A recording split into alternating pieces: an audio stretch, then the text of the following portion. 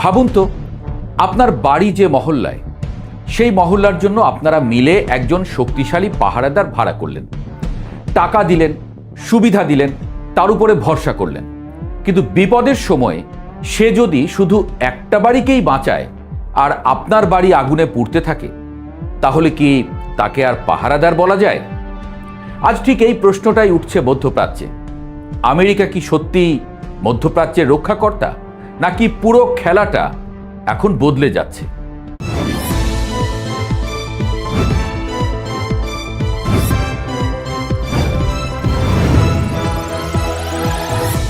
মধ্যপ্রাচ্যের পুরনো সমীকরণ সবার জানা।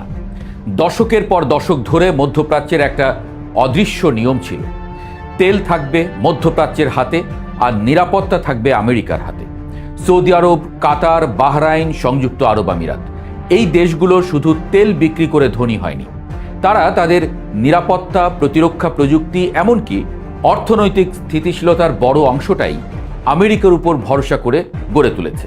মধ্যপ্রাচ্যের আকাশে যে এয়ার ডিফেন্স সিস্টেম, সামরিক ঘাঁটি, প্রতিরক্ষা প্রযুক্তি, এসবের বড় অংশই এসেছে আমেরিকার কাছ থেকে। এক কথায় বলা যায়, মধ্যপ্রাচ্যের অনেক দেশই নিরাপত্তার জন্য আমেরিকার উপর নির্ভরশীল ছিল। কিন্তু সাম্প্রতিক সংঘাত এই সমীকরণে বড় প্রশ্ন তুলে দিয়েছে। ইরানের কৌশল ছিল এবার ভিন্ন, একেবারে সরাসরি নয়, পাশ দিয়ে আঘাত। যখন আমেরিকা ইরানের উপরে হামলা চালালো, তখন অনেকেই ভেবেছিল ইরান সরাসরি আমেরিকা বা ইসরায়েলকে লক্ষ্য করবে।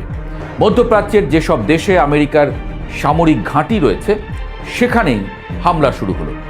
ইরাক, বাহরাইন, কাতার, এমনকি সৌদি আরবের তেল স্থাপনাও টার্গেট হলো। অর্থাৎ ইরান যেন একটা বার্তা দিল, তোমরা যদি আমেরিকার মিত্র হও, তবে যুদ্ধের আগুন তোমাদের কাছেও পৌঁছবে।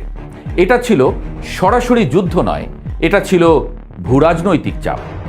মাত্র 24 ঘন্টায় ভেঙে গেল নিরাপত্তার জাল। মধ্যপ্রাচ্যের ধনী দেশগুলো অনেক দিন ধরে নিজেদের নতুনভাবে তুলে ধরার চেষ্টা করছিল, বিশেষ করে সংযুক্ত আরব আমিরাত। দুবাইকে তারা বানিয়েছে এক ধরনের গ্লোবাল বিজনেস হাব। বিশ্বের ধনীরা সেখানে বিনিয়োগ করছে, বড় বড় কোম্পানি সেখানে অফিস খুলেছে। বিলাসবহুল হোটেল, রিয়েল এস্টেট, পর্যটন, সবকিছু মিলিয়ে দুবাই যেন মধ্যপ্রাচ্যের নতুন অর্থনৈতিক রাজধানী। কিন্তু যুদ্ধের উত্তেজনা মাত্র 24 ঘন্টার মধ্যেই এক নতুন বাস্তবতা সামনে এনে দিল। যদি যুদ্ধ ছড়িয়ে পড়ে, তাহলে এই পুরো অর্থনৈতিক মডেলটাই বিপদে পড়তে পারে। কারণ বিনিয়োগকারীরা সবকিছুর আগে যা চায় তা হলো নিরাপত্তা।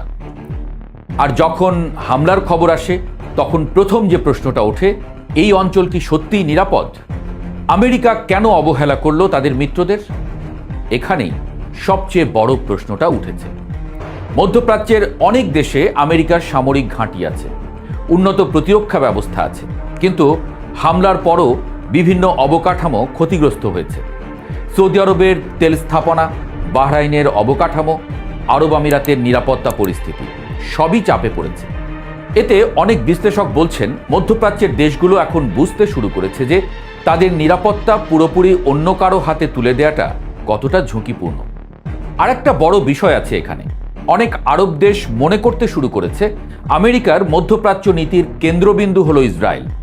যখনই বড় সংঘাত তৈরি হয়, আমেরিকার প্রথম অগ্রাধিকার থাকে ইসরায়েলকে রক্ষা করা।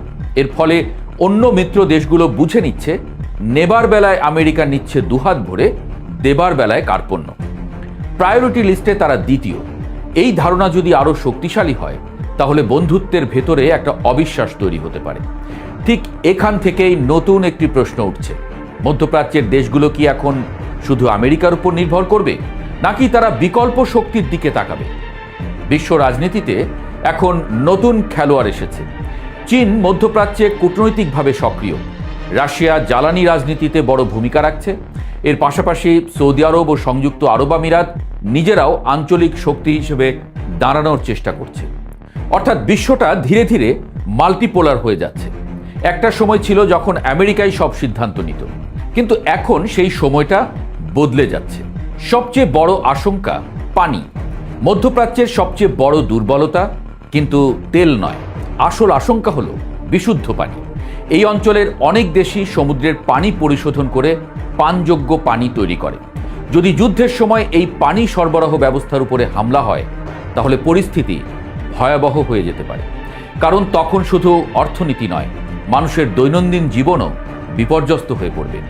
আরেকটা জিনিস খুব লক্ষ্য করার মতো, এই পুরো উত্তেজনার মধ্যে ইউরোপ যেন অদ্ভুতভাবে নীরব। একসময় এমন ছিল, যখনই আমেরিকা বড় কোনো যুদ্ধে জড়াতো, ইউরোপীয় মিত্ররা প্রায় স্বয়ংক্রিয়ভাবে পাশে এসে দাঁড়াতো। ন্যাটো এর ছাতার নিচে অনেকটা একসাথে চলতো তাদের নিরাপত্তা কৌশল। কিন্তু এখন দৃশ্যটা বদলে গেছে। ইরান ইসরায়েল উত্তেজনা বাড়ছে, মধ্যপ্রাচ্য জ্বলছে, তবু ইউরোপের বড় দেশগুলো খুব সতর্কভাবে কথা বলছে। সরাসরি যুদ্ধে জড়ানোর মতো কোনো আগ্রহ দেখাচ্ছে না। কেন?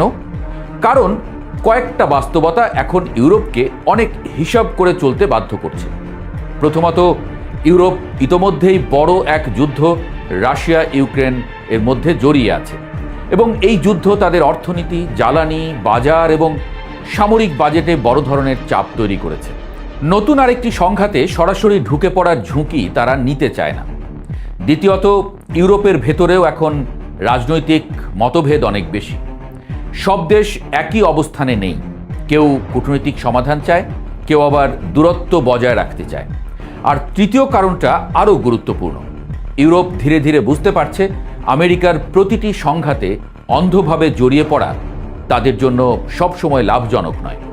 আর এই পরিবর্তনটাই বিশ্ব রাজনীতির নতুন এক বাস্তবতা দেখাচ্ছে, যেখানে পুরনো জোটগুলো আছে ঠিকই, কিন্তু তাদের ভেতরের সমীকরণ ধীরে ধীরে বদলে যাচ্ছে। সবকিছু মিলিয়ে আজ একটা বড় প্রশ্ন হয়ে দাঁড়িয়েছে, আমেরিকা কি এখনো মধ্যপ্রাচ্যের রক্ষাকর্তা, নাকি মধ্যপ্রাচ্য এমন এক নতুন যুগে প্রবেশ করছে যেখানে কোনো একক শক্তি পুরো অঞ্চল নিয়ন্ত্রণ করতে পারবে না? হয়তো সামনে আমরা একটি মধ্যপ্রাচ্য দেখতে যাচ্ছি যেখানে আমেরিকা থাকবে, চীন থাকবে, আর আঞ্চলিক শক্তিগুলোও নিজেদের ভূমিকা বাড়াবে। অর্থাৎ খেলাটা আর একপাক্ষিক থাকবে না। আর এই পরিবর্তনের শুরুটা হয়তো আমরা এখনই দেখছি।